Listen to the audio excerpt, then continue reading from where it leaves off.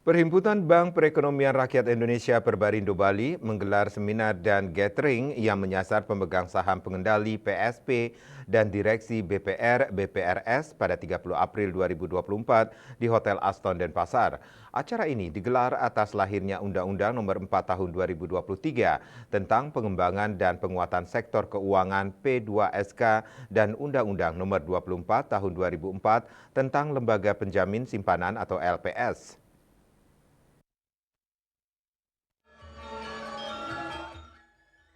Seminar ini digelar untuk meningkatkan peran positif dan tanggung jawab PSP BPR BPRS di Bali. Hadir dalam kesempatan tersebut, Ketua Forum PSP Profesor Inyoman Suparte, Ketua DPD Perbarindo Bali Iketut Komplit, Direktur Pengawasan LJK OJK Provinsi Bali, Andanda Ermoy, dan undangan lainnya. Ketua DPD Perbarindo Bali Iketut Komplit di sela-sela kegiatan mengatakan, dengan seminar ini diharapkan bahwa pilar utama dalam pengembangan BPR, baik itu pemegang saham selaku owner, bisa memberikan kontribusi yang nyata dalam hal memilih, mencalonkan, dan mengangkat direksi komisaris sebagai pengelola dan pengawas. Kemudian diharapkan peran pengurus, direksi, dan komisaris bisa berkolaborasi dalam pengelolaan sehingga BPR itu bisa bertumbuh, sehat kuat, dan berkelanjutan. Lebih lanjut dikatakan Ketua Komplit, BPR adalah lembaga pengelolaan intermediasi yang membutuhkan peran positif dan tanggung jawab seluruh stakeholders untuk meningkatkan kepercayaan, reputasi, dan kemanfaatan terutama bagi para pemegang saham dan pengurus. Di samping itu, pengurus juga memiliki peran strategis, yaitu mengelola BPR dan mengawasi sehingga terjadi check and balance. Tidak ada majority atau absolut, namun kolektif dengan tujuan pertumbuhan bisnis BPR yang sehat, kuat, dan berkelanjutan. Demikian dengan adanya UU P2SK akan memberikan perluasan usaha bagi BPR. Namun pihaknya masih menunggu turunan UU tersebut.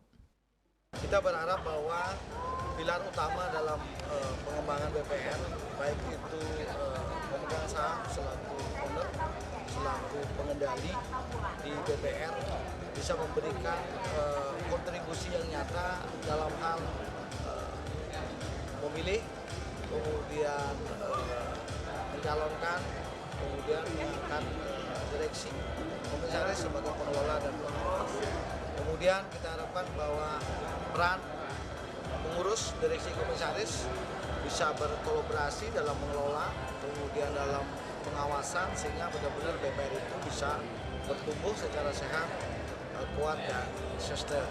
Tentu harapannya adalah dibangun fondasi dengan landasan fondasinya adalah tata kelola yang baik, kemudian penerapan manajemen risiko, kepatuhan, compliance, kemudian termasuk integritas secara konsisten. Kedepan BPR BPRS tidak bergerak di funding dan lending atau mengumpulkan dan menyalurkan dana, tapi juga sudah bisa memberi surat berharga, baik itu dari BI ataupun pemerintah pusat atau daerah. Di samping itu dikatakannya, BPR juga boleh melakukan pengalihan piutang, melakukan penyertaan modal, termasuk penukaran valuta asing. Dengan pengembangan usaha ini, diharapkan BPR secara agregat bisa mendapatkan dividen yang bagus dan value yang baik.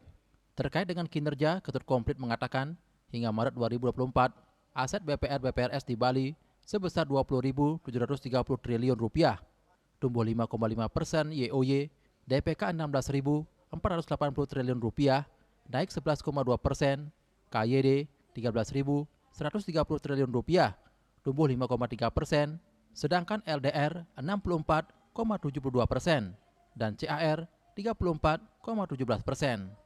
Sementara Direktur Pengawasan LJK OJK Provinsi Bali, Andanda Ermoy, dalam sambutannya mengatakan, kondisi BPR di Bali secara keseluruhan sudah bagus, meski ada beberapa yang mengalami goncangan, dikatakannya itu telah diupayakan disehatkan. Indrawan, Bali TV.